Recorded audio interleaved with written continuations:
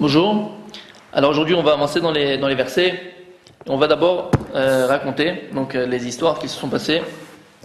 On va terminer d'abord le premier Pérec. Alors il y a écrit comme ça, le Pérec il termine. Yoshua donc va s'adresser aux policiers du peuple juif, aux responsables, et il va leur dire, allez voir le peuple, dites-leur de préparer des provisions pour 3 jours, car là en fait les Bnei Israël vont se trouver juste devant le Jourdain pour traverser le Jourdain et en fait commencer la conquête d'Eretz Israël. Juste avant, Yoshua, il va s'adresser au Shevet, à la tribu de Réhouven, à la tribu de Gad, à la moitié de la tribu de Ménaché. Pourquoi? Vous savez, il y a un épisode dans la Torah où une discussion entre Moshe Rabbeinu et ces tribus-là qui vont refuser a priori de rentrer en Eretz Israël. Alors Moshe Rabbeinu, il leur dit, vous n'avez pas vu les conséquences des explorateurs et ce que Dieu a décrété à cause de ça, et vous encore, vous ne voulez pas entrer en Israël, jusqu'à qu'il l'arrête. Il dit, non Moshe Rabbeinu, nous simplement, on a beaucoup de bétail, et la terre qui se trouve de l'autre côté du Jourdain est très bonne, beaucoup de verdure pour notre bétail. Donc nous voulons cette terre-là. Mais nous faisons un serment, et donc il y a un serment entre Moshe Rabbeinu et les tribus, ces tribus-là, que nous serons les premiers à la guerre.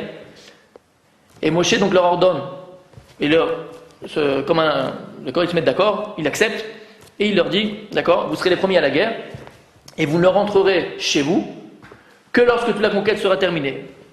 Donc ici Yoshua, il va rappeler le serment qu'avaient fait donc ces deux tribus et la moitié des tribus de Ménaché, qu'on vient d'expliquer. Donc on passe directement au second chapitre, au Perek Bet.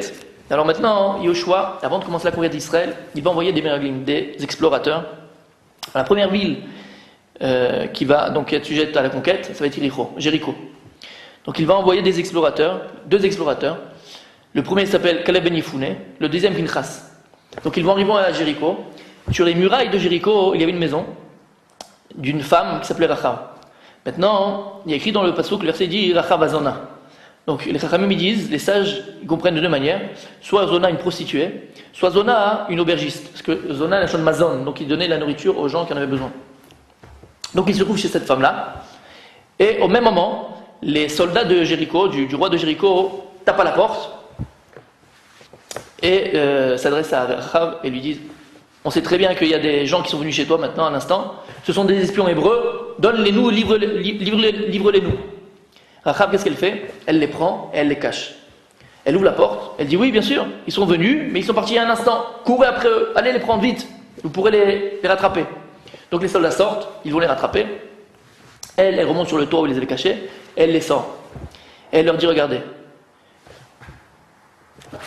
tous les peuples de Canaan, tous les peuples de la terre de Canaan ont entendu ce que Dieu a fait pour vous en Égypte. Ils ont entendu que Dieu a ouvert la mer Rouge pour vous. On a entendu ce que vous avez fait aux deux rois, le roi de Og, c'était un géant que Moshe Rabbeinu lui-même avait tué. Alors il leur dit, vous savez quoi, on a tous peur de vous, tout le monde se cache, et on sait très bien que Dieu va vous donner cette terre-là. Tout le monde le sait, c'est fini, cette terre elle est à vous. Juste je vous demande une chose, de la même manière que moi, je vous ai fait du chesed, un acte de bonté, je vous ai sauvé des soldats de Jéricho, alors quand vous viendrez combattre pour conquérir la ville, faites aussi avec moi du chesed, faites-moi avec cet acte de bonté-là, sauvez-moi et toute ma famille. Alors les deux explorateurs, ils vont accepter, mais ils vont lui dire, regarde, amène toute ta famille chez toi à la maison. Toutes les personnes qui se trouveront chez toi dans cette maison-là, on ne les touchera pas. Maintenant, si une personne sort de la maison, on sera plus responsable. Entre-temps, donc, ils se sont mis d'accord, ils ont fait ce serment-là avec elle, et ils ont mis en signe, pour que les soldats d'Israël sachent qu'il ne faut pas entrer dans cette maison et la détruire, ils ont mis donc un fil qui va pendre de la fenêtre de Rachav. Entre-temps, donc, eux, ils s'en vont, ils vont se cacher pendant 3 jours, avant de revenir chez Yoshua Binoun, chez Yoshua, et lui raconter tout ce qui s'est passé, et bien sûr, lui dire que la conquête allait bien se passer, puisqu'ils ont vu que tout le monde avait peur des Bnei Israël. À bientôt.